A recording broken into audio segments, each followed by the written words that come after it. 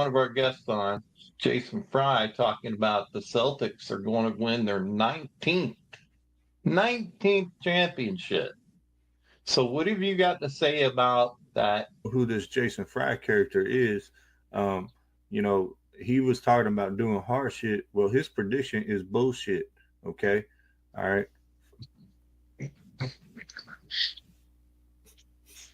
The flu got me last week. Powered through You that. don't look much better.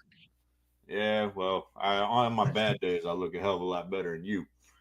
Are you ready for the joke? I was about to introduce the joke. You jumped the damn gun again. I'm feeling Caribbean here in this. You're feeling Caribbean. That's the word I just made up. Caribbean. I'm feeling Caribbean. Folks, we are the most entertaining thing on the world, in the world right now. I think you're trying to cover your own ass right now and just not country admit ninth in the country. I think you're just trying to cover your ass right now and don't. You know what? I got a big ass, so that's a lot of cover. A lot of cover. It take a blanket, damn it. More like a drape. Did you just pull a drape? Is that so I can open it up when I need to go? You know, you're getting too deep into this. Rivalries make sports great, but they got to be on the same level. And I'm sorry, Angel Reese ain't on the level of Caitlin Clark. Like, it's not Magic Bird. If you don't want to commit to it, take your ass and be a PE All-Star. First off, you need to get your facts effing straight. How do you like me now? How do you like me now? What? You're the coach. Shut up, dude. I won 5 Super Bowls, damn it. How dare you call the Cowboys a shit team? Watch the Cowboys. It'll be fun, they said. Bloody fucking hell, it was no fun. It was like riding a train around one of the Kardashians' asses, and you just disappear into this abyss of ass. Somehow he talked about buttholes that made me hungry for a PBJ sandwich. It's 35-7, and it's only 7 because you just scored. Shut up. Are you telling me coaches like Coach Popovich does plays in spaghetti noodles? The thing about Coach Popovich is he actually liked to use popcorn with super glue. Popcorn with super glue?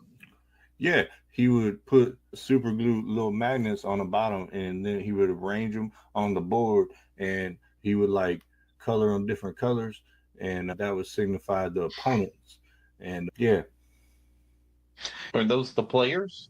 I don't want to give away any industry secrets on that particular thing, but yeah, I'm just gonna say you gotta. Yeah, I don't really know what I'm saying no more. And they're playing with sticks, and they're playing with a little puck all the time. Expert analysis right there. They play with sticks and pucks.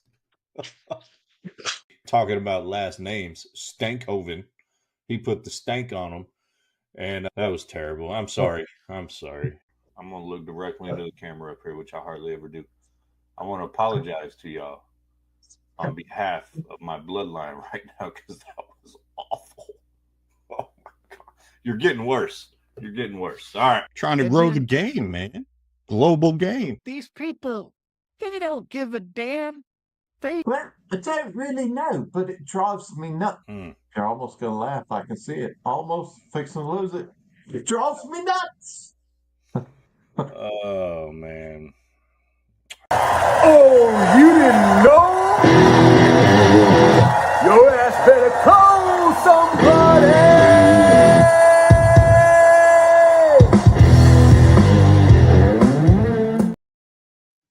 Yes, yes, yes. If you don't know, your ass needs to tell somebody. We're on the air because it is the most entertaining thing you will see on the internet right now. I am Casey, the remix schedule. The bald and the beautiful next to me is my illustrious father, Eddie, the original schedule. Look at that. I didn't even insult you that time. I feel like I'm making progress. Wow. Well, I don't know. Bald can almost be considered an insult, but I consider it, Beautiful. I'm just stating a fact. Like Scott Van Pelt, he embraced his ball. You embraced it a long time ago. Don't act like you're offended. All right. Okay. All right. Try to be nice to the guy, and he can't even take the compliment. All right. All right. Well, folks, a lot to get to tonight. We got NFL news, and we got Cowboy news. Shocker. Cowboys are in the headlines. Did they actually do something right now? Did they do something right this time? That's the question. And did it make them contenders? We're going to answer those questions. We got NHL playoffs. It's been crazy. We got heavy stars talk, a lot of craziness, and a man has gone. He's turned into the hottest player in the playoffs I've ever seen, personally. We got NBA playoffs. They are flipped on their head right now. Everybody's picks, especially the Eastern Conference, not looking good. And then we got little Rangers. Got a little Bruce Boch, manager B. Boch, that will be here. And we mentioned the Cowboys making moves. There's rumors of more moves. We got to talk to JJ. JJ will make an appearance. JJ ain't been too happy with us, so this might be his last appearance for a while. But we got a replacement, I think. Let's just say it might be a rival. I'm going to tease it right there. I'm going to leave it right there. And then we got, I think that's about all we got, right? Rangers, playoffs, and NFL, which would lead us to the end of the intro, to the joke of the show. Let us go. If you ever want to sponsor the joke of the show, feel free to let us know, because we could put your intro right here and say, yada, yada company, joke of the show. So I'm just saying, I'm just throwing it out there. There's tons of stuff to sponsor with us. That's number one. Let us hear it. Okay, this one's a little bit longer, but I think this one is going to make Casey laugh. Okay, so there is an English guy and an Indian guy. Oh, no. Who go for a review. And so the man comes out and he says, you know what? It's late in the day. I don't have time to interview you both separately. So I'm just going to base this on your ability to think on your feet. So I'm going to ask you both to use 3 words in a context paragraph. So I would like you to use the word green, the word pink, and the word yellow in some type of context. So the English guy goes, "What's all right? I think I could do this. Let's see. I know I sound a lot like Cousin George, but he goes, so I get up in the morning and I look out my window and I see such a beautiful morning starting. So I fix myself a cup of green tea. As I look out the window, I see lots of pink and red flowers across the meadow. And I see the sun rising for the morning with a beautiful yellow glow." So he finishes, "Oh, that's pretty good." So the Indian guy's a little scared now. He's worried. He's like, "Oh no, I'm not sure what I'm going to do. Okay, I am ready." And he says, "Okay, go." He says, "Okay, so I'm sitting there and my phone is on the desk and it goes green, green, green, green. So I pick up the phone, and I say, 'Yellow, who's this?'" You're almost going to laugh. Get it? Wow. Green, green. Oh, I got it. You sold it hard.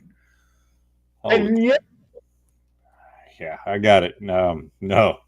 it was fun. You know it was. The only reason you just told that joke was so you could do your Indian voice. That's the only reason you told that joke. I love the Indian. They're my people. Well, we're supposedly popular in India. From if I love them. They need to invite us to India. Well, when I was running ads for us, they were getting hit in India, mainly northwest India. I don't know anything about northwest India, but That's my neighborhood. That's my hood. that is not your neighborhood. Out to my friends. All right. We need to get to sports because we've lost like 10 viewers talking about this. All right.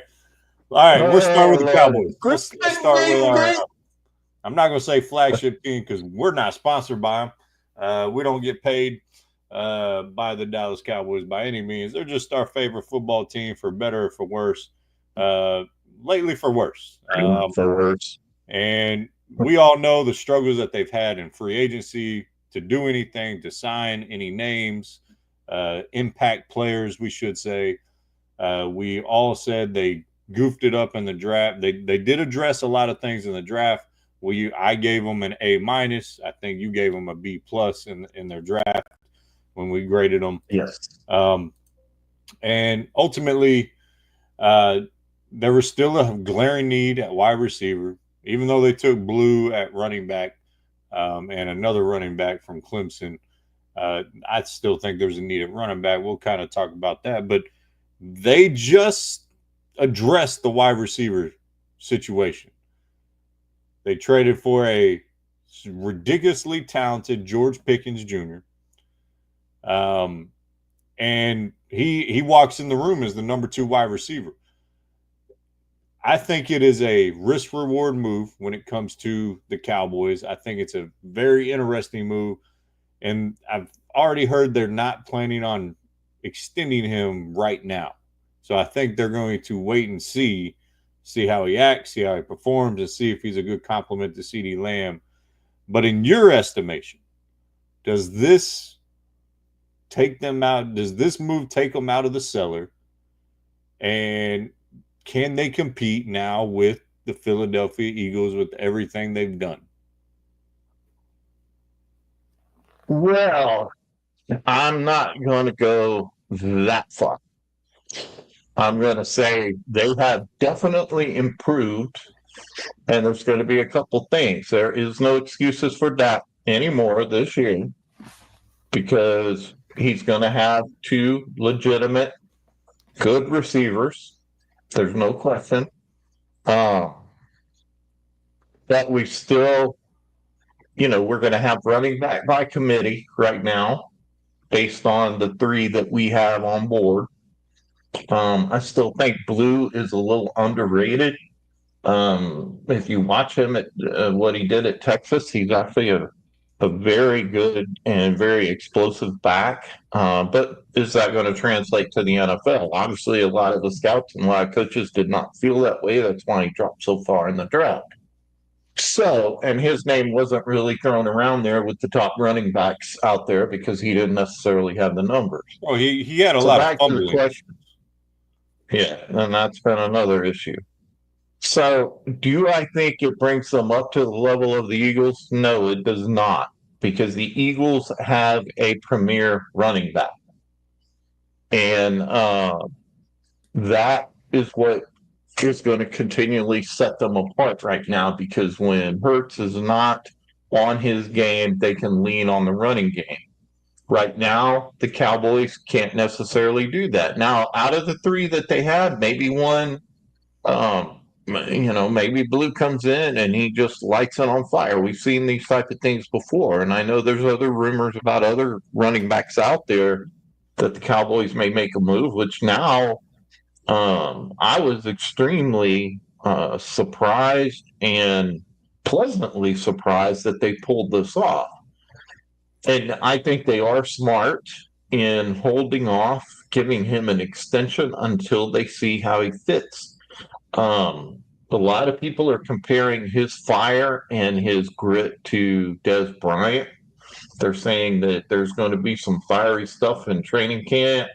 A lot of people are saying that he's going to be, bringing that tenacity and sometimes, quite frankly, the complaining, get me the damn ball. stealing from Keyshawn's old book. So I think they're smart in holding off and finding out what they've got. Now, if you watch the highlights of Pickens, and one of the reasons he's been upset, it's because look at the quarterbacks they've used. It hasn't been great for him. So now he's going to have a legitimate, good quarterback, and so there's no excuses for that. But we have to see what we got. So I think they're smart in holding off on that. I still wish they would get a deal done with Micah so that could be taken care of, and that is not something that's going to go into training camp. And I think we may see another holdout on that. But I don't think he's going to hold out. I don't want to translate this into a Micah Parsons conversation. I mean, they didn't get Dak done until the day, like 6 hours before kickoff last season. So I want to stick with Pickens here. A lot of off the field concern issues. The rumor mill is saying Mike Tomlin is the one who wanted this trade to happen.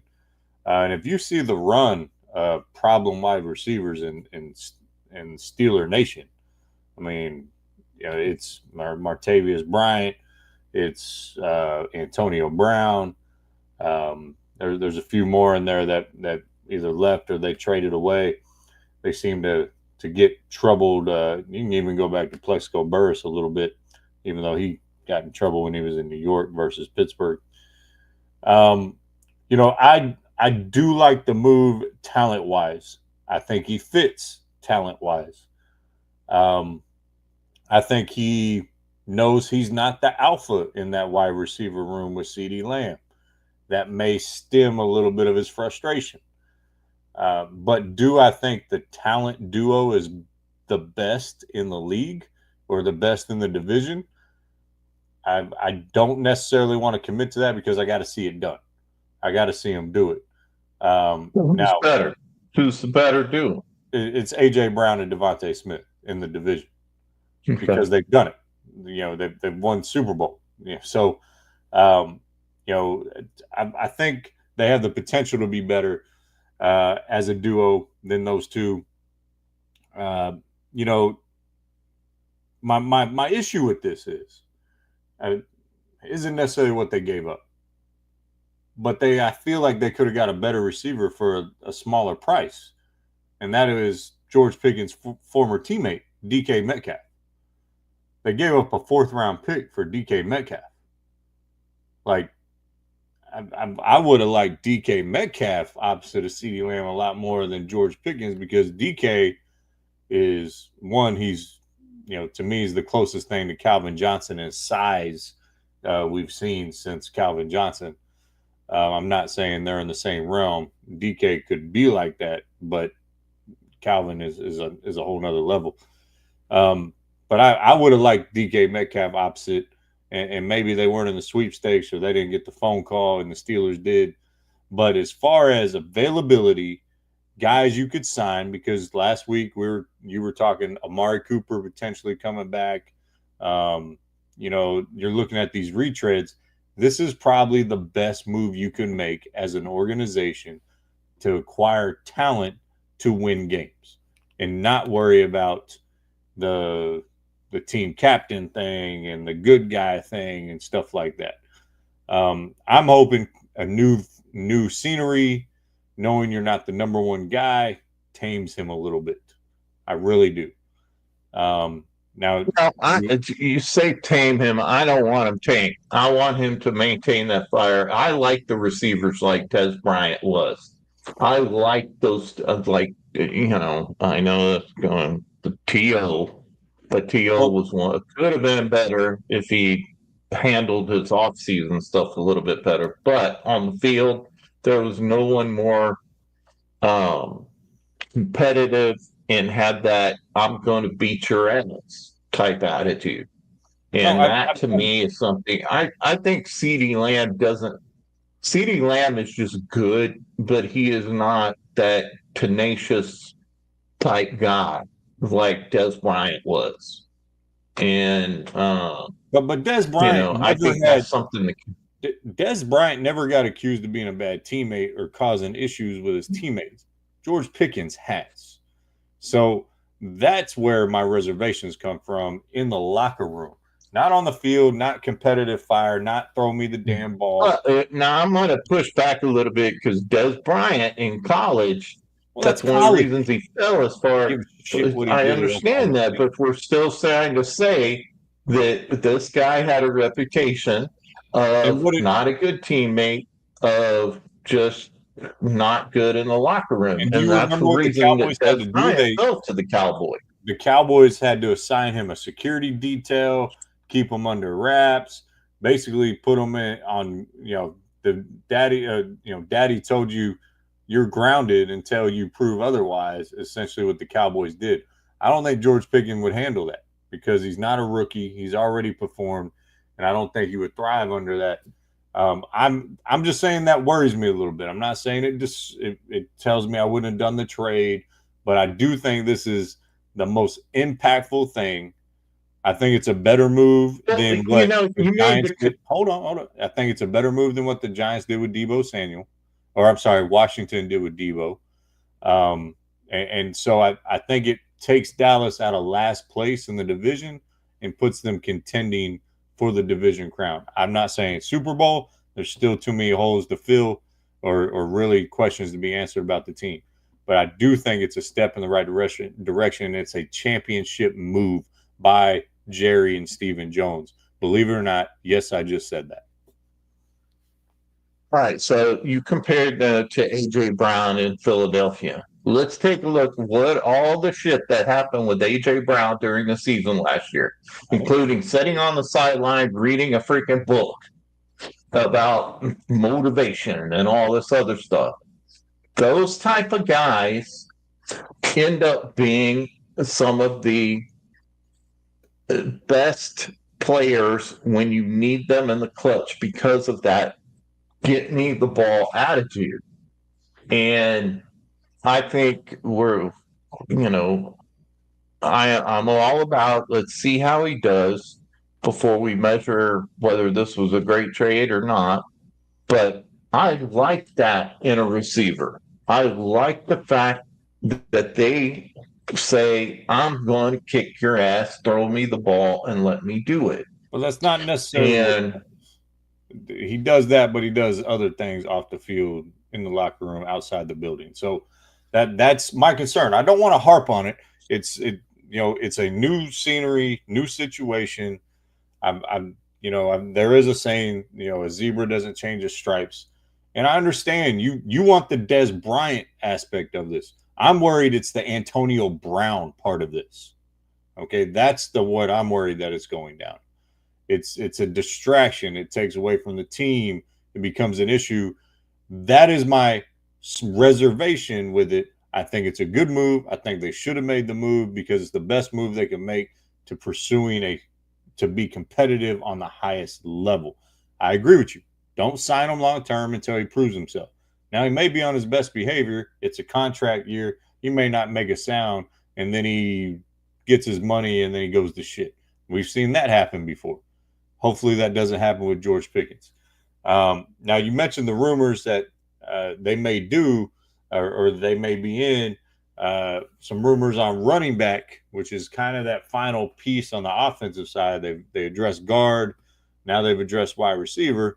There's rumors of Hall from the New York Jets or Nick Chubb from the Cleveland Browns. Do you like any of those potential moves for the Cowboys?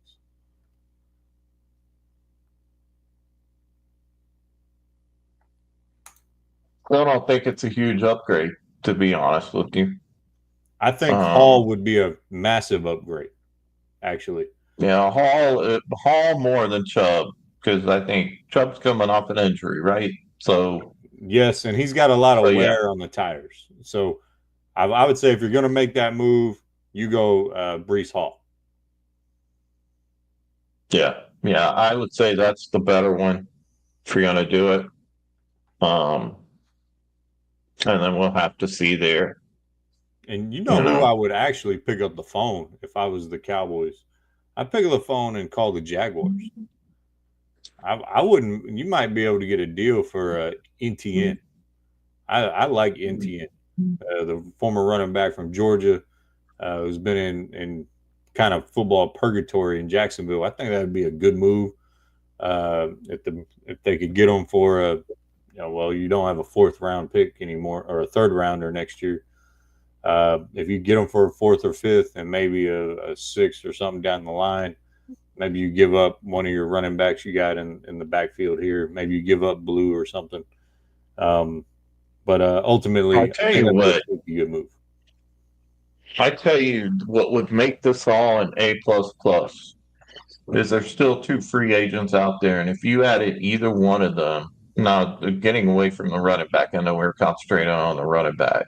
Nah, you're fine. Go ahead. That is in the wide receiver room. If you were to put an Amari Cooper or Keenan Allen in that wide receiver room with CeeDee Lamb and Pickens, you've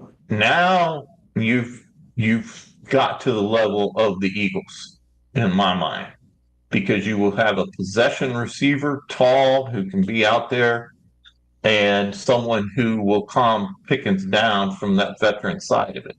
I think Amari Cooper isn't so much outspoken as he is more of an example, kind of like the old Barry Sanders was back in the day. He says, I'm going to go out there and I'm going to just do what I do. And it's not going to be super flashy, but it's going to be consistent and it's going to go. So either one of those, with Cooper or Allen, if they were to add them, then I think there's no doubt that the Cowboys have moved into contention to actually even be a Super Bowl contender.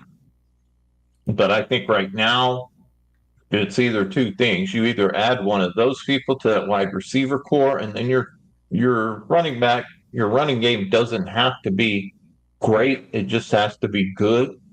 If you don't, and you're relying on those 2 receivers, you're going to have to make the move to get a running back that's consistent, or learn how to use the 3 that we have. You were a fan of Tolbert last year. You don't think Tolbert can be the number 3 guy? Of who? Jalen Tolbert. Oh, Tolbert.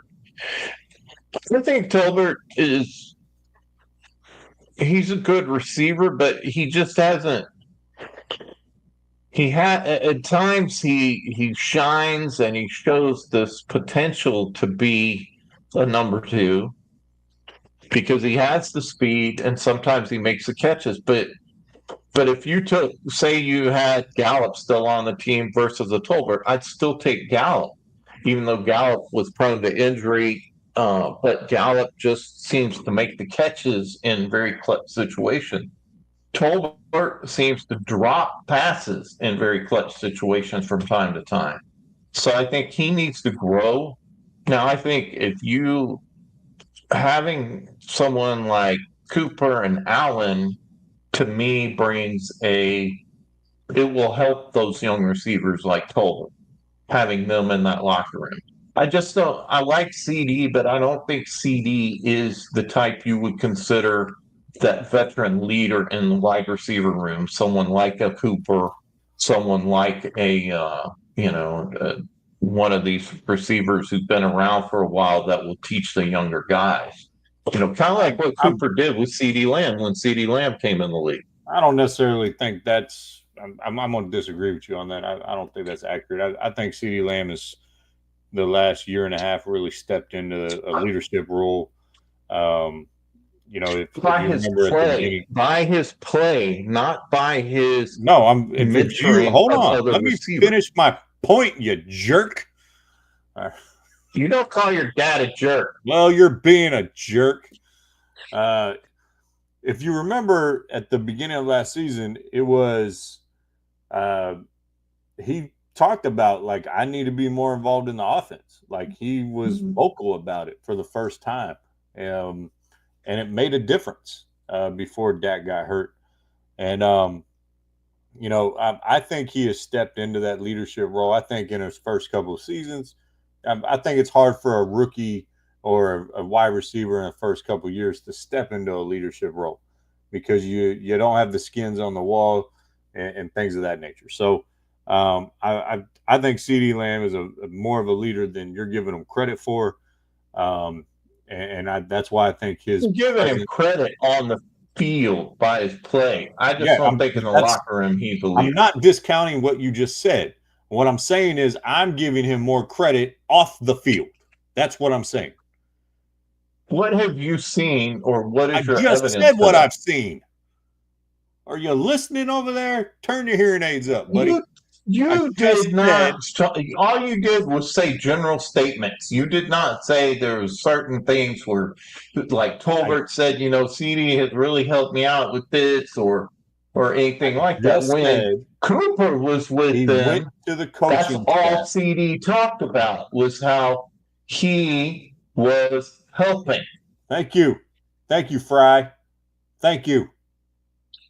Already made my point. I'm not going back and making it again because I'm old. You made but a I'm generalization. You're like one of those fortune tellers that say you are going to make a tough decision in the next 2 days. Well, everybody makes a tough decision in the next couple of days. Over why he has grown into a leader off of the field, in the locker room, going to the coaching staff. You gave a general discussion on it. We're moving on. We've killed the Cowboys. Matter of fact, get out. I'm tired of talking to you. Give me freaking JJ. Bring JJ on the show. Holy crap. Let's hear his opinion about this damn trade and why they made this decision. Man. Sometimes working with your father is frustrating, but I love him to death. All right. As sentimental as I am very fortunate that I get to do this with my pops. Anyways, the back to the trade, I want to say he mentioned Micah there at the end. We really wanted to focus on the trade, but Micah and his potential signing does, I think I would agree with the old man here. It does need to get done sooner rather than later. Your price tags only go up. And ultimately, I think it's just dumb waiting to, like what they did with Dak at the right before, basically kickoff last season. Kind of ridiculous there. So we're about to hear from the owner, general manager, JJ Jer Jones, here shortly. Just know on the docket, we got NHL playoffs, the craziness that's going on there. We got NBA playoffs. We got the Rangers, and manager B. Boat should be in the house. He's on his way to my place right now. And then we got a new segment called the Whiskey of the Week. Stay around for that. But JJ is here. My man, JJ. JJ, what is going on with your hair, sir? I had some implants put in, and I don't think they're working all that good. I'm gonna have to get me a new hairdresser. Yeah, I'm getting. I want nobody to see that. You're looking like you're trying to be Einstein a little bit. Maybe you are getting a little Einstein. You and Steven and your organization just made a big time move. Okay. Tell me, what did you think? Why did y'all make this move? And why is it going to work out, Jerry? Well, let me tell you, all you haters, shut the hell up. Just shut the hell up. Because I told you a long time ago, I told you 2 years ago that I was all in. And this year, anybody going to question me that I'm all in? Now, a lot of people didn't like when we brought in Shotty. I love Shotty. Shotty is the man. And right now, I'm going to make sure we're going to get him some weapons. So, just like I said, we're bringing book. Hang on. Are you interrupting me, son? I just want to clear up your show down. I'll bring my helicopter down there. But just like I told you, book it. Now we got some pickings going. We're going to be getting some touchdowns. It's going to be just like strawberries and blackberries in the field. We're gonna be, and I don't mean nothing against anybody picking stuff out the field, but we're gonna be picking some touchdowns. We're picking, yes, sir. Pickens. So He is the man. Now we Super Bowl or bust, baby. We are all in Super Bowl. And, you're and, predicting and, and a Super lot Bowl of here. people won't tell me. A lot of people won't tell me, why did you go this route? The Yep. reason we went this route That's a legitimate is question. because we needed a receiver. And we wanted one that was going to make an immediate, say how I say it, Stephen? Immediate impact on our football team.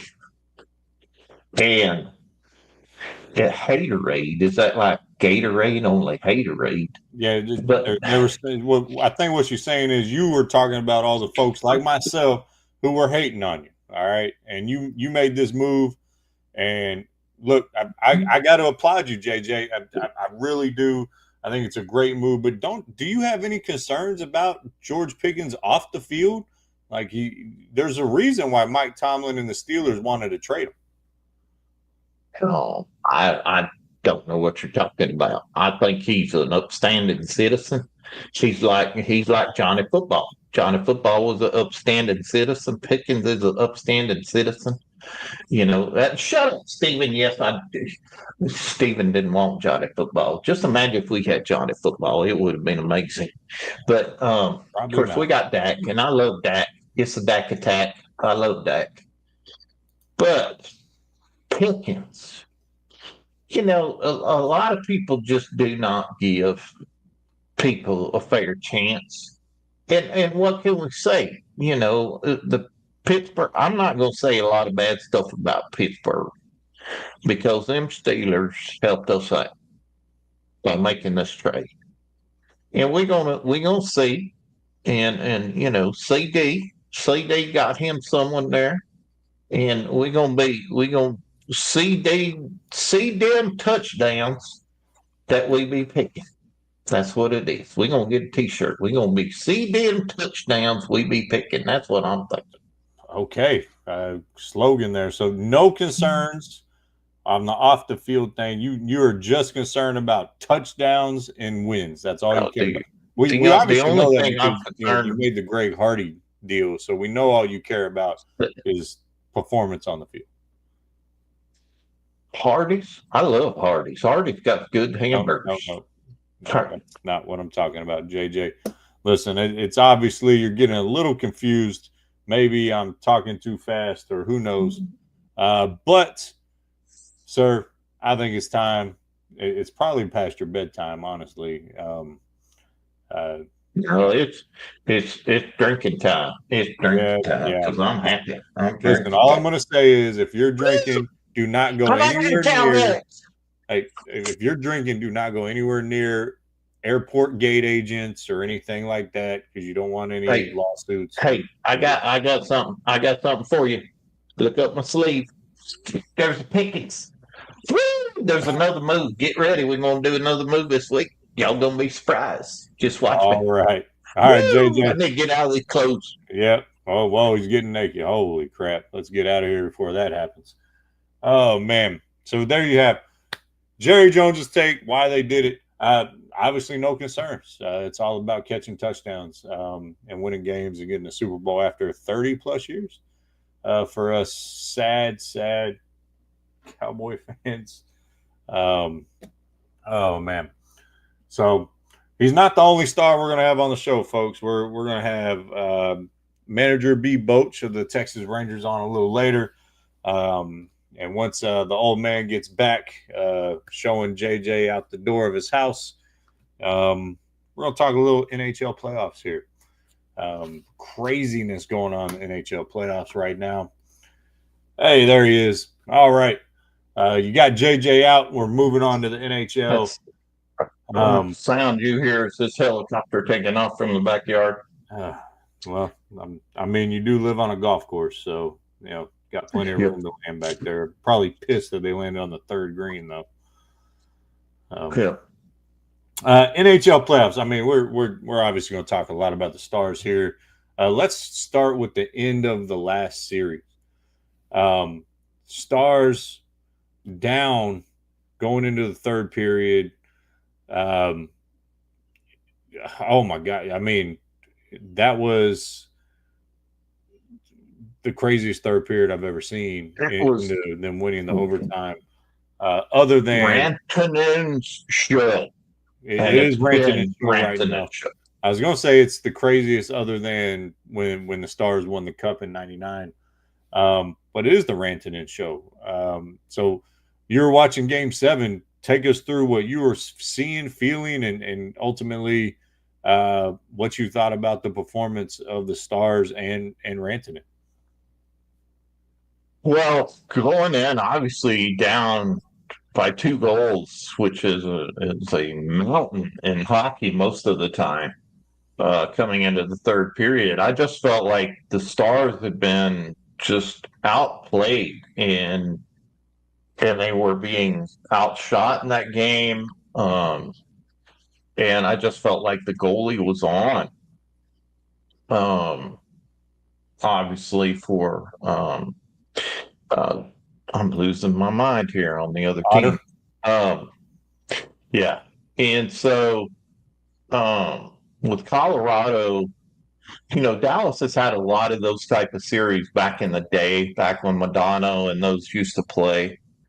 But I don't think anybody, and I was watching the guys in the studio on ESPN, and just Rantanen, just if you know his story of, he's one of those players that just seemed to be, for some reason, they couldn't get him signed where he was at, or they didn't want to give him the respect he needed. Well, he took this game over, and not only took it over, he says, wait a second, it almost reminded me of, and this is going to sound crazy, but the speech in Remember the Titans, the movie, at halftime, when the coach says, hey, we did our best, and it was a great season or whatever, and the big linebacker stands up and he says, with all due respect, coach, this has been perfect so far, and we are going to go out there and win this game. And that's what he did.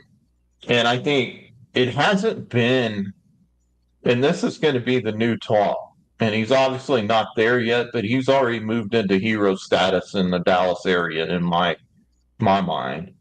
Is he going to take the place of a name like Madonna? Because Madonna is the Stars. He's that one that everybody looks to. But Madonna never had a performance like this in the playoffs. He was good and he would score, but this man set so many records in just basically 3 periods of hockey in the last couple of games. Hat trick. Not only a hat trick, but a hat trick in 1 period. To not only get that, but to put the Stars ahead and win that game. It was, and he comes back and he does this against the Jets also. It's just, the dude is playing out of his mind, and it's almost like, where did this guy come from? And well, if you look at his, I can tell you where he came from. He came from Colorado. So yeah. Before we get into the continuation in the Jet series of Game 1 yesterday, I'll give you my take. So that Game 7, down 4 points by Rantanen. Wyatt Johnston had a great goal on the power play as well, from a very shallow angle. They won the series against Colorado, the number 1 seed. Okay, number 1 seed. I'm sorry. No. I'm sorry. The Jets are the number 1 seed. Yeah. Colorado. Colorado was 3rd in the division behind the Stars by 4 points. They had 102 points. Stars had 106 in the standings. This is not your typical first round matchup. but with the seeding and how they do it in hockey, which is stupid to me, it is your first round opponent. And talk about your first two crazy opponents between Avalanche and Jets. Ultimately, man, yes, Rantanen took the headlines, but I think Jake Ottinger deserves a lot of credit in goal. I think he's hot right now. He had the lowest goals against percent or goals against average in the first round of the playoffs, and he held it together. Only gave up 2 goals in that game 7, and you know they obviously win 4-2 in it. But yeah, what Mikko Rantanen and I meant to say this: what the Stars did without their leading goal scorer from the year in Robertson, and without their best defenseman, Miro. You know, Robinson came back last night from a serious knee injury he suffered early in the year, and Miro is still out. I know he's been skating. Not sure if he's going to be back for this round of playoffs or not. But so they're doing all this without 2 of their top 5 players. And so that's what made it even more impressive. And how sick are you if you're Colorado and the Colorado fan base? Rantanen has spent 8 seasons in Colorado. Okay, this is the equivalent of Colorado Avalanche of Luka Doncic in a Laker uniform doing it to Dallas. That's the equivalent right now. So, and not only did he get traded, he got traded twice this season. Twice. Gets traded to Carolina, and then he gets traded to Dallas because Carolina realized they couldn't sign him. Dallas signs him for 8 years, 96 or 91 million or something like that. And so Stars fans, you got this dude for 8 years. Be happy about that. I didn't realize how big this guy is. He's a beast as a forward. And that changes the dynamic. When you have he reminds me a little bit of Eric Lindros with his size. I think he's probably a better offensive player in some of his skill. But what he did in the game 7, in these last few periods, you go to game 1 of the Jets, man. The first game 1, Dallas has won in 9 series. Every series for the last since like 2019 or 2020 in the Stanley Cup Finals. They haven't won a first game of a series. So they come out, Rantanen takes over. It's an impressive performance, and man, those last 4 minutes of that hockey game, were you not on the edge of your seat? What was worrying me is I think the Jets have the best power play, or they had the best power play during the season in all of hockey. Yeah. And they quite frankly were showing why that was. And what was worrying me is on the power play, how they were letting one of the folks down in the bottom of the key toward the side of the goal and just letting him freely skate toward their goal. And they weren't closing in on him. And I was really worried that the more power plays they got, the more that they were going to have a chance to really showcase that and win this game. But to the goalie's credit for Dallas, I always say if the goalie is on and he's making clutch saves at certain points, and just like you were pointing out, I think in this game, the goals that he gave up, there wasn't really much he could do about.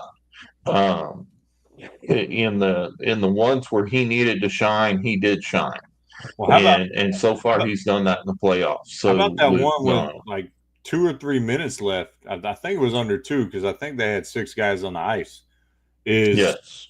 He makes the stop. The puck is loose. I think one of the defensemen slide in and block it from going in as well. It's still, I thought it should have been blown dead, but it squirts out from under his right leg pad, and it comes loose again. And there's like 7 dudes in the crease. So that was a crazy scenario. And this is the last 3 to 4 minutes of a playoff hockey game. It is what makes hockey the best watch in the playoffs. It's better than basketball playoffs. It's better than football. It's better than baseball. It is the best watch to go and watch playoff hockey. It's the best playoff system.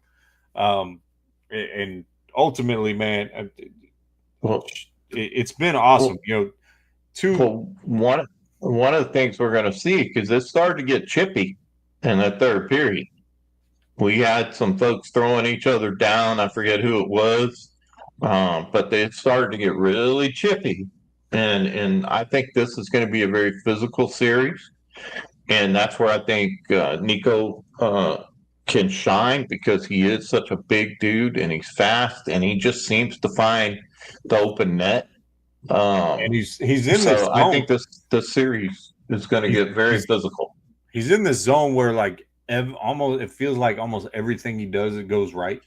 It's like when Jordan got in the zone, almost like every shot was, every move he made was countered the defense, and it didn't even look like he was like trying. That it's really interesting when guys get into this zone. Like, to me, it's very similar to Dirk's run in 2011. He was in the zone. He was the best player on the planet during that playoff run.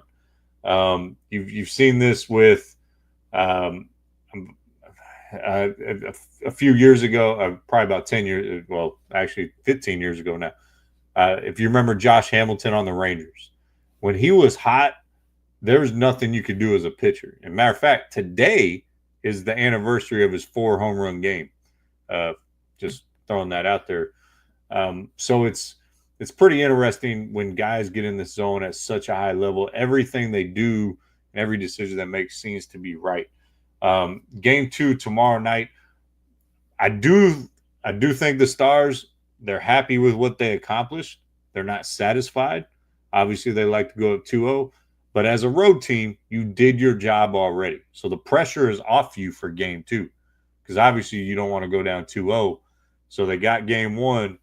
Now your mission is to go up 2-0, and the statistics say 72% of teams in hockey that go up 2-0 win the series. So I think it's going to be, I think you're right, physical game, going to be a lot of scrappiness, a lot of maybe some borderline cheap shots. It's going to be interesting to see how they ref it, if there's a lot of penalties called, of the, those type of things. So, but yeah, if we, what a crazy first game, crazy second game, or crazy game 7. And ultimately, I just lost. And if you go around the NHL right now, and of course, when I click on it, it's not where I left it. It's got to reload, make me look bad as a sports night. Here we go. You got Edmonton up 1 game on the Vegas Golden Knights, who, if they seeded like I thought they should, we would actually be playing the Golden Knights, our nemesis, right now. There's no easy path to the Cup in the Western Conference. It's Colorado, Winnipeg, the Knights, Edmonton, all teams who have beat up each other, and so. But Toronto's up 2-0 on Florida, and Carolina, they're playing right now, but they're up 1 game versus Washington. So and they're losing right now. Who is? But it's only after the first period. It's they're in between. What's the score? It's intermission. The Capitals are winning 1-0 right now. Okay, so yeah, and I think Vegas and Edmonton plays after that game. So yes, that's a dogfight. That's actually a fun series to watch, because we all know if Dallas gets through, which is my Stanley Cup champion prediction, they lost to Edmonton last year in the Western Conference Finals, and we all know the history with the Vegas Golden Knights, even though they did beat them last year in the playoffs. I think the hockey series and the hockey playoffs have been really, really good.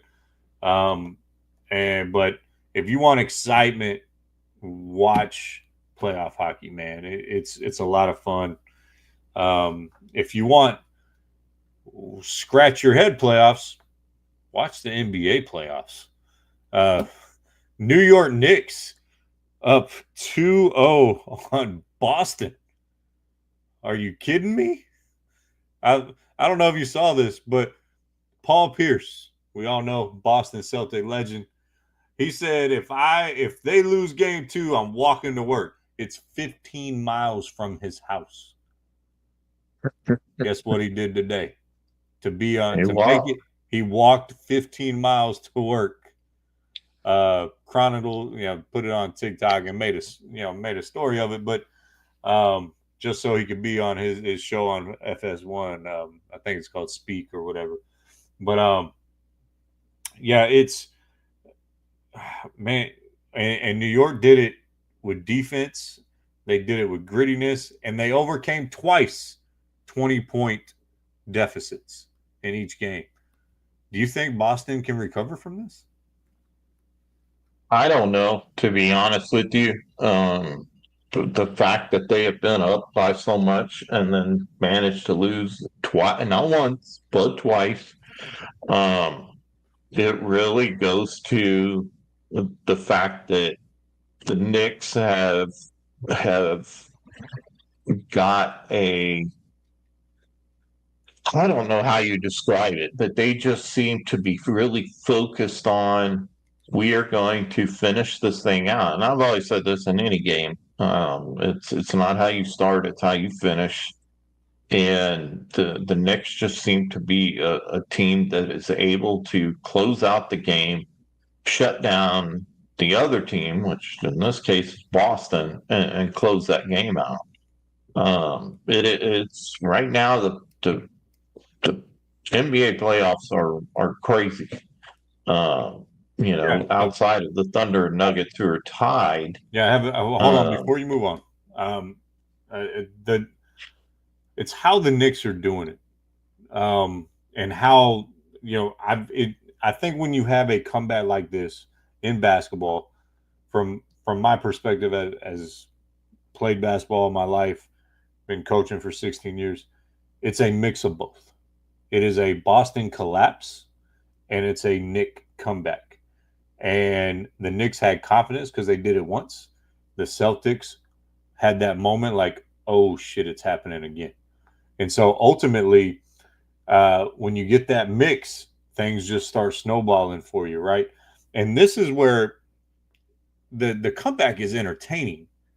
But if you watch the product of basketball, it's not fun to watch. I got to be honest. It's drive, kick, hope someone's open for a three, or let's come down and jack the first three and all that crap. I mean, the Celtics in one game missed like 47 threes. I think in game one, it was over 40. The fact that you missed that many and you made like 6 or 7 or 8 of them and you're still shooting them, are you kidding me? Do something different. That's why the NBA product is not a good product anymore in my book. But it's sitting there, man. The comeback in itself is entertaining. It's impressive. It's historic. First team ever. It would be a history to come back twice. I don't think the Knicks can't keep doing that and finish the series. No, they can't keep doing that. Now, I have a feeling you're about to transition to and so Cleveland, they can't Indiana. Huh? Were you about to transition before I wanted to talk on the Knicks? You're about to transition to Indiana, Cleveland, were you not? No, before I was talking about the Thunder and Nuggets. I was just saying in the outside of the Thunder and Nuggets, everything else has been topsy-turvy. And I was actually going to talk a little bit about the Timberwolves and Warriors. Now that go ahead, let's do it. Curry is out. Indiana Curry is Cavs. Everybody's saying that that the Warriors can win without Curry. No, they can't. Curry's hurt. That's what I said. Is everybody keeps saying that they can win without him. No. I'm gonna put the kibosh on that and say no. Right now the Timberwolves are up. It's 3:19 left in the first, and they are up 20-7. Obviously, it's the beginning of the game, so that doesn't mean much. But the Timberwolves are off to a good start at least. But I just don't think the Warriors. in clutch situations, that's when you need Curry. And right now, I just don't think they're going to be able to handle him being gone for a full week, Yeah, which I may mean, be even longer. We'll see. so in game one, But so in huh? game one, he hurts his hamstring in the first half, right? And they still win the Mhm. game. But he had 13 points before he got hurt. He helped Yep. build the big lead, and the team just hung on not to lose. Yep. So Yeah. what you're saying That's is why I don't buy the 100%. people saying that they can win without him. No, you're Because a lot of people are saying, "Oh yeah, the Warriors can with Green, and Green's what 85 years old now." Yeah, no, well. I'll say this: Draymond Green is playing really good basketball, but he's not a player that carries an offense. He'll make plays, no. but they don't have that secondary. I mean, Jimmy Butler, but now the defense can key on Jimmy Butler. So Yep. I don't think, and I agree with you. They can't sustain it. They say he's out a week. Hamstrings are finicky. I've pulled my hamstring Yeah. before. I'm sure you have before. And I know that rehab and they're on world class medicine and doctors and trainers on the NBA and professional level. But a hamstring is a hamstring. And he may feel good coming back a week from now. I've never seen anyone come back from a pulled hamstring in a week. And if he does, cool. I'm wrong. There's got to be a first for everything. But there's no way they can win the series without Steph Curry, and they can't sustain it. As you just said, they're down early. Um, I don't have the capability to watch the game if you have it up, but I think my prediction going into this game was Anthony Edwards was going to respond pretty well to when his coach said some pretty harsh things about him, as well as I think he would take it personal. If when Anthony Edwards matures, the league needs to watch out because right now he's still to me an immature player. He's a great player, uber talented, but I think he's an immature player. When he grows out of that and takes that next level and puts the cerebral part of his game with his talent, he's going to be absolutely scary. Um, but the other shocking series is the Indiana Cavaliers. Cavaliers, you picked to go to the finals. That's your pick. They're down 2-0. Tyrese Halliburton proving everybody wrong because by the players he was voted most overrated player in the league. Um, I don't know what to say about now. The Cavs do have an excuse. They're missing two of their key players. They're missing Mobley, the defensive player of the year, got hurt in game one, and Hunter, their big trade acquisition this year, got hurt in game one as well. So they're missing, and Garland's been out, their number 2 guard. So they've had 3 injuries. I don't know if Garland is coming back in the next game. Rumors are that he might be playing. But so you're missing 3 of your top guys. That's hard to overcome. And Indiana's taking advantage. Yeah, most definitely. That obviously, I picked the Cavaliers to win the series or win the championship, actually. Um, but you have to account for injuries. Those should never be excuses. And was it the coach from Cavaliers that was making that excuse? I can't remember who was doing that. Someone was blaming it all on injuries, which everybody's like, really? That's how you're going to coach? I want to stop. I want to pause you real quick. I don't know about an excuse, but a legitimate reason when 3 of your top 5 guys aren't there. That's a game changer, especially in basketball. This isn't football where you lost a safety and a lineman and a linebacker, right? Those are a little more easily replaced. Basketball, it's 5 guys on a court, and when you lose the defensive player of the year, not a good defensive player, the defensive player of the year in Evan Mobley, you lose a dynamic scorer in Hunter, and you still don't have Darius Garland, who was your number 2 guard and your big time scorer in that lineup other than Donovan Mitchell. That's a that's a difference maker. I'm not going to say excuse, but it is a legitimate reason why they're down 2-0. Well, in game two, it was 1 point. And 1 point is 1 point, right? You win, you win. So, yeah, I mean, they need to get people back because it's just Indiana's taking advantage of this, and if they don't get some of these folks back, or figure out a way around it, which I think Cleveland, has the ability to, just based on their depth of young folks, that they should be able to keep pace. But the problem is keep pace with the Pacers. That's a good one. Well played there. I see what you did there. Yeah, but then comes into, if you've got younger players, they don't have a lot of experience in the playoffs, and to me, that not enough is made of how much that matters. Experience in the playoffs, no matter what type of game you're playing, whether it's basketball, football, or whatever, matters, because then when things start to go a little awry, so to speak, those folks who have experience know how to come back and keep pushing. Whereas some of the younger players may get frustrated, start trying to do more than they're able to do, and then just fall further behind, and it becomes, as we say in the sports world, quicksand, and they just can't get out.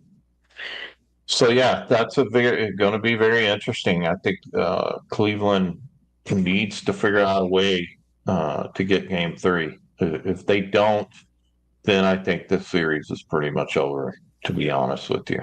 Yeah, it's unfortunate to see it happen because of injury.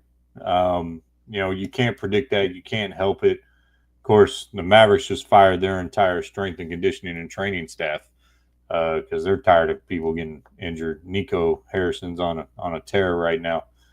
And so, yeah, Pacers going up 2-0, hit the game winner, Tyrese Halliburton at the buzzer. It's a big deal. I don't think you can say he's overrated anymore. By the way, Miles Turner's on the Pacers, local guy from Dallas-Fort Worth, went to Trinity High School, the high school I would have went to if I wouldn't move to Haltom. So just a little tidbit there.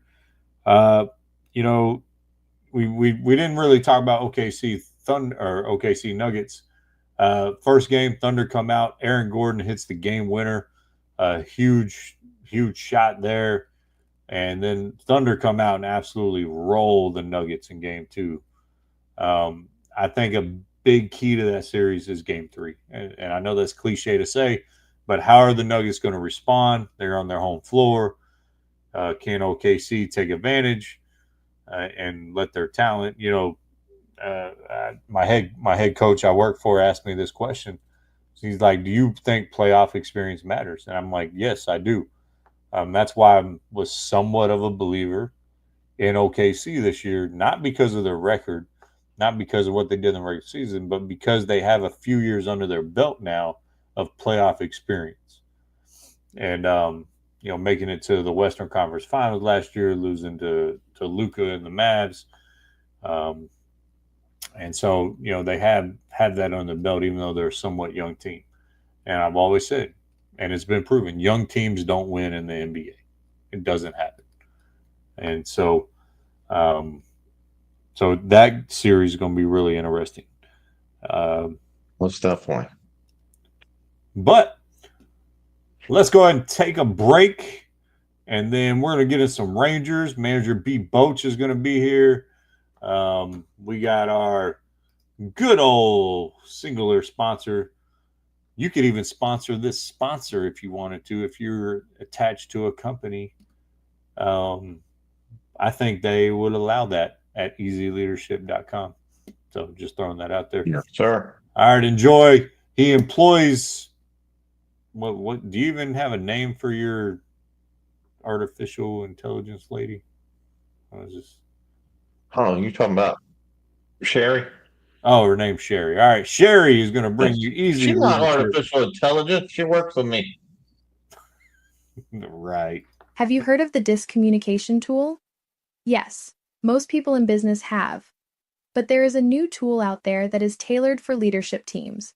It is called the DISC Work of Leaders and focuses on 3 main areas: vision, alignment, and execution. This amazing assessment is not just a game changer. It is a business strategy necessity if you want to create sustainability. Let's be honest, a lot of executives spend many hours in HR dealing with people issues, and that happens because of reactive leadership. If you are sitting in HR trying to figure out what happened after the fact, then you are not able to concentrate on running your department or business, and it steals your time. Email us or call. It's free to talk about it and learn how to become proactive in your leadership. Big or small, we have a plan to build on your strengths and an action plan for your challenges. Join Eddie Schedule, our CEO and founder, for a quick video on what a report does for you. Head over to our website and scroll down to see this amazing video of the DISC Work of Leaders tool. Thank you for watching, and we look forward to hearing from you. I will share it. Okay, I'm back by myself. I'm assuming we're going to be talking a little bit of Rangers then. May have a special guest coming in here. So, with the I'm surprised he's not got a walker with him here, but it's the Yeah, boat. you're talking about The boat. The boat. Yeah, How are you, I'm Bruce Coach? Bochy. What the hell you got to say? I was saying that, you getting up there. How's it getting up in the morning? You still get up all chipper and ready to go and go out and Well, strangle deer like you were saying? well, it's not deer season, but I do get up, and I can still get it up with a little Viagra. But I appreciate you asking. Yeah, I took some Viagra last week. I got stuck in my throat, had a stiff neck like all weekend. Yeah, it happens. But But us old guys what's understand. going on with the Rangers? What is What up the with hell do you this? mean? What's going on with Did the Rangers? you guys actually fire someone? I agree with Casey. I did not know there was an offensive coordinator in baseball. Well, that was something that Chris Young, our general manager, was trying to get tricky with. I say he's a freaking hitting coach, but he calls him an offensive coordinator, and I didn't like that stuff anymore. And so we got rid of him because hell, we're almost last in the league in runs per game. We averaging 3 runs per game. You can't win with that crap. Our starting pitchers coming out here throwing the hell out of the ball, and we can't. I tried to get some torpedo bats, but the Yankees won't give any up. And I was going to just fire those torpedo bats at the opposing pitcher like we did in World War II against the Nazis. Oh, against the Knots. Okay. All right. Well, yeah, I forgot you were around for that. But, well, it seems to me you guys are doing not super bad at home. You have a winning record at home, but playing away seems to be an issue for you. You're 6-12, so you're double losing here on Well, your the way. comforts of home are always nice. You're able to sleep in your own bed, and you don't have to borrow any Viagra on the road from anybody or a suspect, doctor giving you a weird prescription. And it's supposed to be blue. Okay. And one time I took a green Nice. pill. I'm not going to elaborate on what happened with that, but Yeah, home, that's like home. in the Matrix there, Coach. Well, that's a red pill, blue pill. I was talking about a green pill. It really, green pill makes it. All right, I'm not going to get into that. You drawing me off sides here. Um, Drawing you off sides. That's a Yeah, 15-yard that was a penalty. football reference, and I'm a baseball manager. I just wanted to show you that I'm a little multicultural here. And but Okay. we do a pretty good job at home. I'm able to get out in nature, and even though DFW doesn't have very many trees, I have an entire virtual reality forest that my grandson created for me on this thing called the V to the R. The V to the R. Do you mean VR, virtual reality? Well, yeah, you put these big, what I call hunting goggles on, and sometimes it You makes pretty much you. call everything hunting goggles. Well, I mean, otherwise I call my binoculars hunting goggles. Okay, um, but what it does, it takes you to this whole world and makes you feel like you're in nature and you're primal and you're just out there, you know, hunting and foraging, and it's the last time I got to be, General Custard in the Last Stand against those damn engines. Okay, well, there you go. He lost. Well, I didn't win either, so. So yeah, that's Little Bighorn. So All right, well, I don't um, want to talk about my bighorn anymore. You got any more baseball questions? now you need to get off that, Coach. This is a family show, and you're talking a lot about Viagra I was, and you asked me what I was. standing tall. Just say standing tall, standing tall. No, yeah, but the team does need to perform better. We need to hit better. We called up Evan Carter. Chris Young ain't playing around. We fired that hack. What's his name? Donnie Eckert was our offensive coordinator, as you mentioned, and then we. Sounds like you did not like him too much. Well, have you seen us at the plate? You wouldn't like that SOB either. Well, okay. Well, yeah, that's kind of rude. You're kind of his boss, right? Well, I mean, I've worked with him. Obviously I didn't fire him, so I mean, he's pretty good partner in spades and gin, but getting your players to hit the baseball, Donnie Ecker not very good. Um, but I will say this is, we put Tavares on waivers, and then we called up Evan Carter, and Evan Carter had a first game back. I think he had 2 hits and a run, and so I'm very happy for the young man. He's been fighting a back issue, but I think at the end of the day, we got to freaking hit the ball a little better. We got, our pitching stats been pretty damn good. I don't know if you looked at our pitching stats, but we're pretty dang good, and it reminds me of the time when I was 14 years old and I was left in the wild, and it was just me and a pack of wolves, and I had to survive, and we called it. Well, yeah, I think that was called the Jungle Book. But the you guys got it. Speaking of Lions, Tigers, and Bears, you've got the Tigers coming up in your next series, who are leading the American League Central. So, what is your plan or game plan there? How do you guys think you're going to fare against the Detroit Tigers? Well, I don't think Detroit has a lot of wild animals like tigers, but It's the name of the team, Coach. It's the name of the team, Detroit Tigers. oh, I thought I was going hunting on a wild African safari. Yeah, yeah. Come on back. Come on back. Oh well. Come on back. Oh, my assistant just told me there's no tigers in Africa, so I guess it's not an African safari. But as far as baseball goes, we're going to go in there and we're going to throw the ball, and we're going to hopefully hit the damn ball this time, and we're going to steal some bases. And I mean, it's a simple game. You know what I mean? You get ahead in the count if you're a batter, and you know, uh, that leads to good things. We just been swinging the damn ball. I mean, we just sent a big acquisition. What's his name? Was it Jock Peterson or someone like that? We just spent all this damn money in the offseason and sent him down to AAA. I mean, what a waste of talent right now. I hope he figures it out so he can come back. And but we, like you said, we got to go hunting tigers tomorrow, so I'm probably gonna need my rest. And Yeah. So you might want to go ahead and start your first nap. Yeah, it's getting pretty late. It's probably about an hour and 47 seconds past my bedtime. I like to put a little whiskey on my gums to put me to sleep, and so that's what I call my sleeping medicine, and that's how we do it in the old Yeah. West.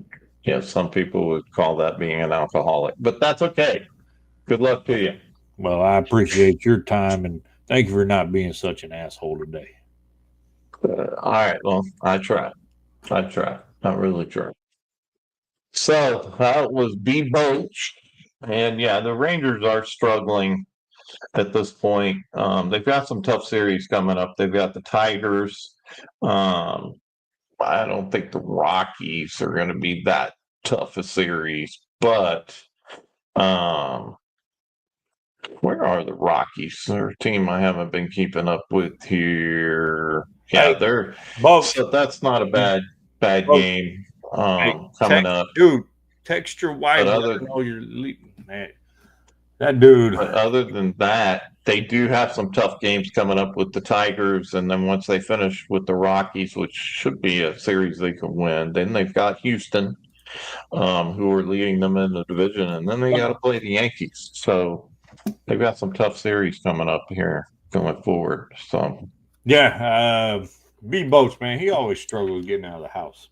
But you know, I well, got that's because you have stairs. You can make the old man go up downstairs. yeah, dude. That's why I'm trying. That's why I'm trying to get sponsors for the show, so I can build a barnuminium, also pay for this damn wedding. But hey, yeah, the Rangers been struggling at the plate mightily. The pitching, especially the starting pitcher, Al Leiter has been really good. DeGrom has been solid. Evaldi's been good. So I think that's been a bright spot for them. Obviously, there's a lot of questions about Al Leiter coming in this year. You know, Jack Leiter's kid, he's struggled with his command for a little while, but the bat's got to come alive. I mean, that's why they added the two heavy hitters in the offseason, and they need to wake up.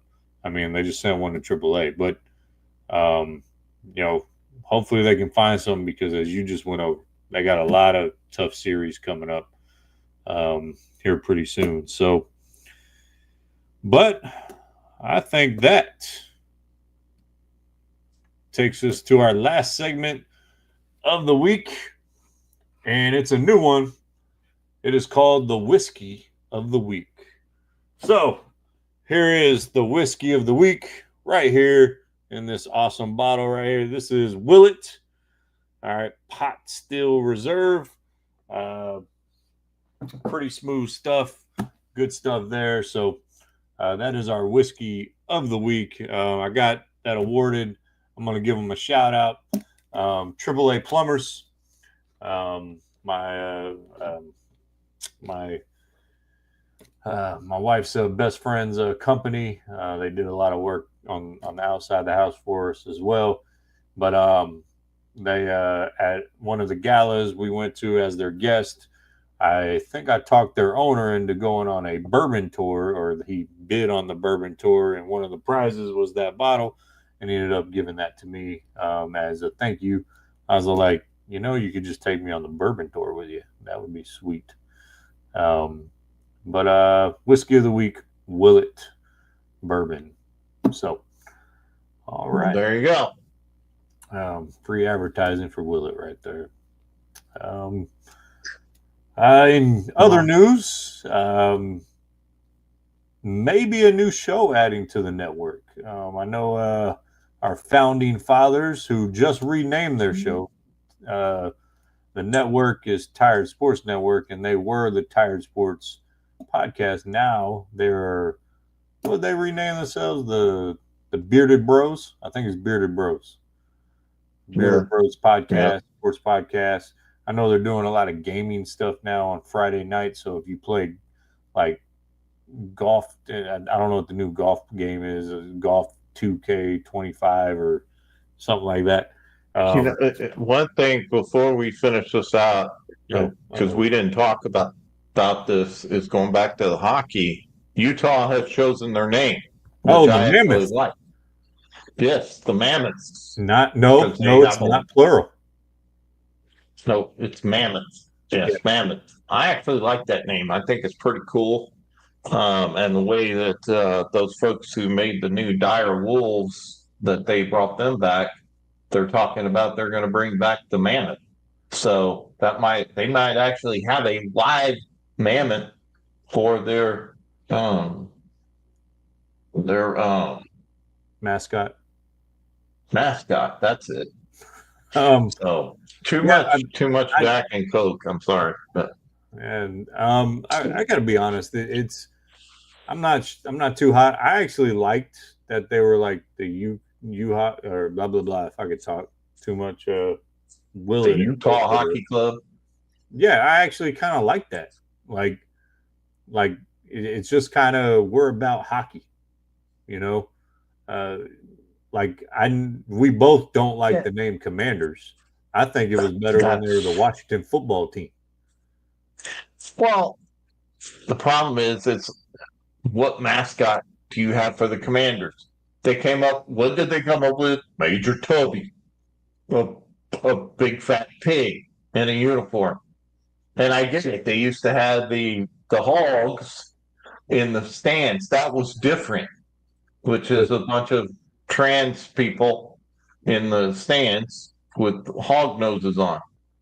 And so they started the trend. So if you want to know where all this crap started, it started in Washington Listen, with unpopular opinion here. Well, the it might be a Commanders. popular opinion now. Go back to the name Redskins. Just do it. Yes. I you know, and if you don't want to go Redskins, you could go back to the logo and go with a different Native American name if you wanted to. That's of that aura. I just the Commanders thing is. Nobody, all the Indian tribes have said they felt it was respect. They liked it Oh, I because know. it was an actual chief's head. It was an actual person that was part of that logo. Yeah, and So, a Native American actually came up with the logo. So yeah. and I remember when they were going through all this craziness. Obviously, we went through a lot of woke BS in the last 4 or 5 years. Is when it came to that, one of the videos that convinced me that they should leave it alone was when I saw a gentleman go to the Navajo Nation, which is one of the largest Native American reservations out there, if not the largest in Arizona. And he was asking, like, does the name Redskin offend you? Does the garb offend you? Do people dressing up on Halloween as Native Americans or Indians offend you? And at the end of the day, they were like, no, the Redskins come here and teach our kids how to play football. We love the Redskins. Now on the Halloween thing, they said no, we don't mind that, but there are certain items that we don't want people wearing, certain headdresses, certain items that are sacred to their pastime, and so I think ultimately you have to do very extensive research on these subjects and really get to those people. I think the same guy or the same company did another one, and it was in San Diego, which is a place that you're very familiar with. Is he was on the I think he was on the campus of UC San Diego or something like that, and he was dressed up in a poncho, a sombrero, and put on a fake mustache, and was asking all these students, "Does this offend you?" And of course, they were all like, "Yes." And none of the students he interviewed were Mexican or Mexican American. And then he goes to Little Mexico in San Diego, which is damn near about as Mexico as you can get, and asked everyone down there, and they're like, no, we love it. Like, and I think what it does and what these teams do, like the Florida State Seminoles, like the Cleveland Indians when they were the Indians before they were the Guardians, like the Atlanta Braves, any team that is associated with Native American culture, I think what it does is it keeps the idea and the spirit of that history in the mainstream. So when you take the name Washington Redskins out of the mainstream, when you take Cleveland Indians out of the mainstream, if you wanted to take Florida State Seminoles, if you wanted to take Atlanta Braves out of it, you're really actually kind of deleting those tribes, those people's impact in mainstream society. So yeah, I agree. And it's just, and not only that, Commanders is just the stupidest name ever. Well, I get it. because it's, You got the commander in know, chief in Washington, D.C. yeah, but that just makes it just, you can't have a commander mascot.